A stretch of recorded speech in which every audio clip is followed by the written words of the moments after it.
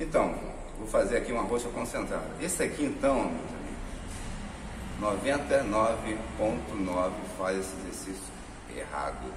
Errado? Eu vou dizer que é errado, porque não existe meio certo.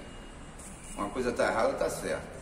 Você vai fazer roxa concentrada, vou mostrar para vocês como deve usar a tua musculatura do bíceps, ok? Vem comigo.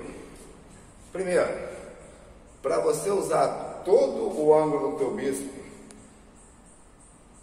daqui até o final, vai ser preciso você fazer um ângulo no teu ombro com a tua mão de 45 graus, ok? Então, não vai existir tranco, presta atenção, só a minha mão vem, ó, vem mais, vem comigo, ó.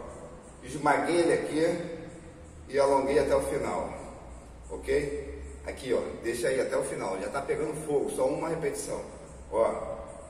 Eu não uso nenhum tranco, porque a sua mente tem que levar aonde você quer treinar. Não é contagem, vou fazer 20, 15 repetições com não sei quantos quilos. Esquece isso. Mente, músculo funcionando ao mesmo tempo. Se liga, ó. Eu quero que o meu bíceps puxe esse peso, o meu músculo do bíceps, ok? E para acontecer essa esmagação aqui no final, eu tenho que deixar o meu braço em 45 graus para que ele vá até o final, ok? Então, eu deixei uma dica de como você deve fazer a roxa concentrada.